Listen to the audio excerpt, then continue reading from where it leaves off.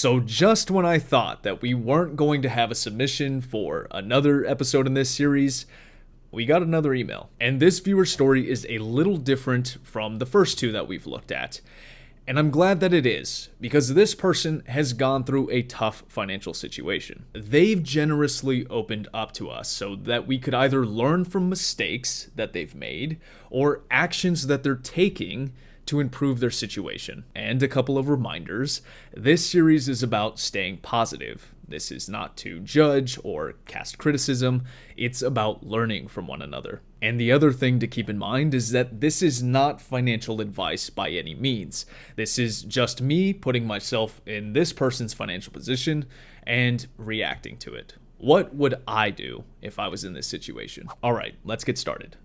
Hello, I recently found your channel and really enjoyed the videos you've made analyzing others' finances. Hopefully my story can give hope to people and create great content for your channel. Thank you very much for that. I'm a 28-year-old man living in Midwestern United States, making $54,000 per year. In May of 2023, I found myself hemorrhaging money and $20,000 in credit card debt. I knew something had to change, so for the first time in my life, I sat down and learned how to budget. Today, thanks to downsizing, lifestyle changes, planning, and luck, my total credit cards are down to $14,000, and that number's falling rapidly. Here's a breakdown of my current finances. For assets, a single line item, $34 in a simple IRA. For liabilities, a 1990 Ford pickup truck and a 2003 Chevy van. He also adds that he has one cat, who is fantastic and also costly. I don't know if you saw him in my last video, but I have a GSP, and let me tell you, he is one of the biggest money pits I've ever seen. For monthly bills and approximate expenses, this person has rent and utilities at $460, phone bill at $55, car insurance at $50, Spotify at $12, food at $645, and gas at $120. Their monthly take-home pay after taxes and health insurance is $3,150. And adding to the liabilities column is the credit card debt at $14,000. They also provide some context as to how they got their expenses down so low. They say, in the past 6 months, I've canceled subscriptions, sold a car I still owed on, moved to a 2-bedroom apartment to have a roommate, switched cell phone carriers, negotiated my internet bill down, and made many other lifestyle changes. In the coming months, I plan to focus on cooking at home more and selling even more belongings, which I no longer use.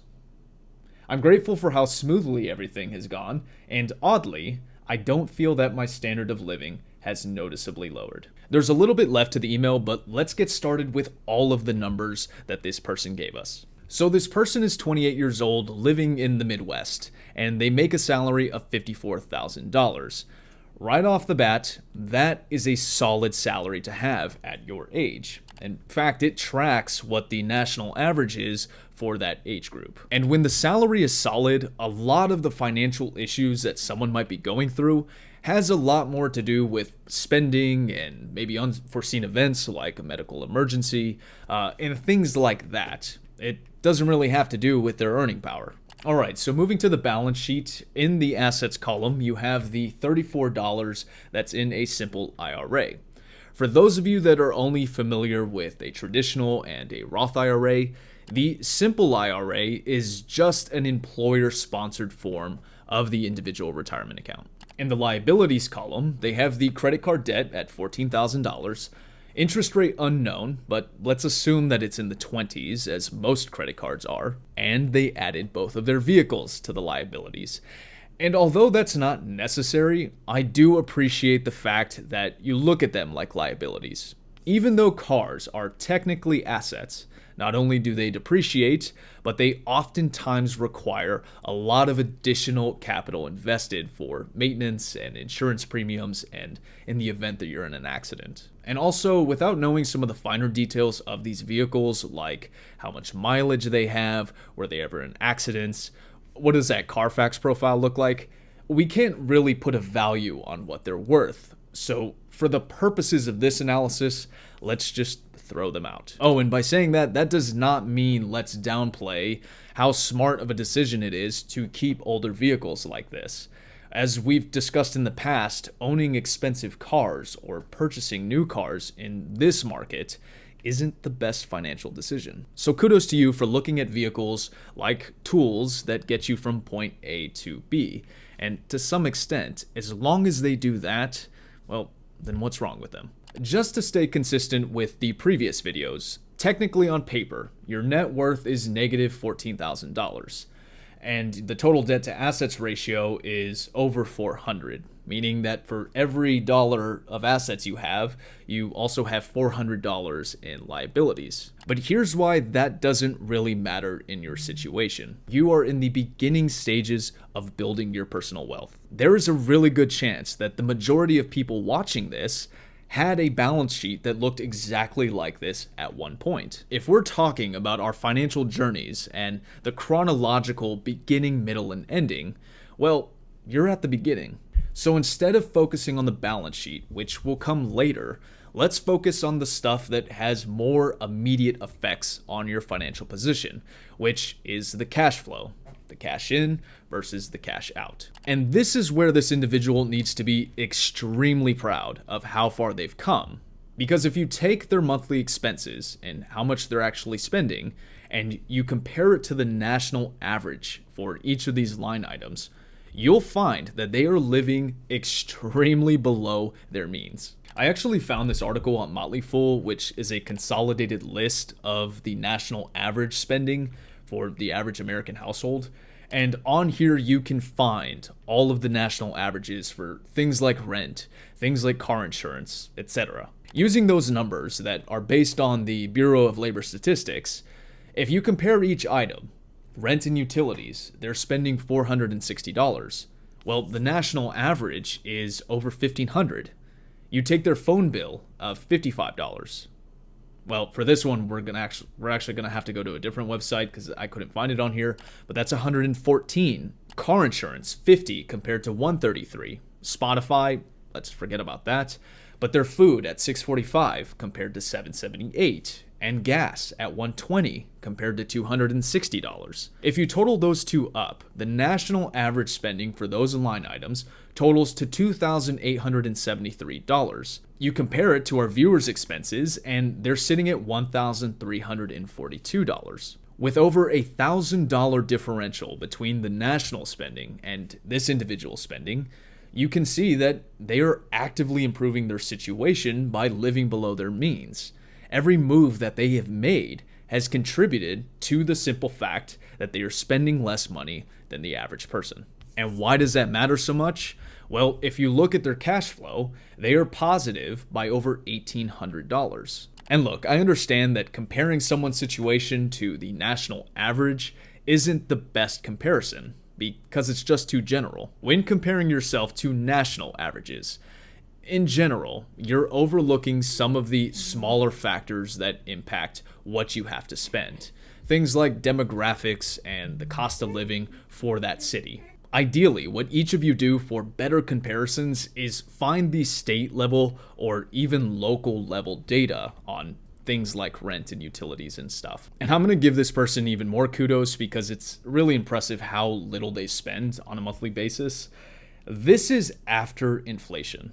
This is after 2 years of elevated inflation where everything across the board is that much more expensive. And as a side note, this person decided to find a roommate to cut their living expenses in what I would assume is half.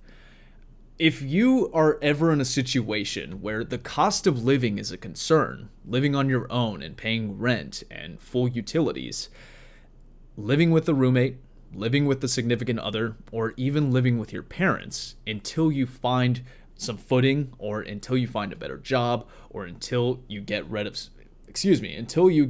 some debt, you do what you got to do. And no one should ever feel embarrassed about that. How many college students use that very same strategy to save up a bunch of money for a house or for a car or until they get that dream job? It's a strategy that works. Something else that shouldn't go under the radar is that this person sold a car that they still had an outstanding debt on. That is tough to do. It's not an admission of failure or an admission of guilt that you made a bad financial decision. It's just what somebody sometimes has to do to get rid of that debt, to get rid of that obligation. I could think of tons of people that could actually benefit from selling out from under their extremely luxurious or expensive car and just downsizing. So this person took the time to close out their email with a little bit of advice for us. My advice for people in similar circumstances is to stay calm and address one thing at a time. First, focusing on learning to budget, then shrinking that lifestyle, and so on. A lifetime of financial problems cannot be fixed all at once, so take good care of yourself because it's a long process. Good stuff here. When I first realized that I was nearly bankrupt, I panicked and got a second job waiting tables.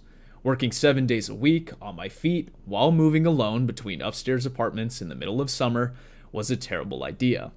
The second income was not worth the medical bills. Thank you for your awesome content. I look forward to watching many more of your videos, and if you have any advice, I'll greatly appreciate it. So if I'm in this situation, what am I doing?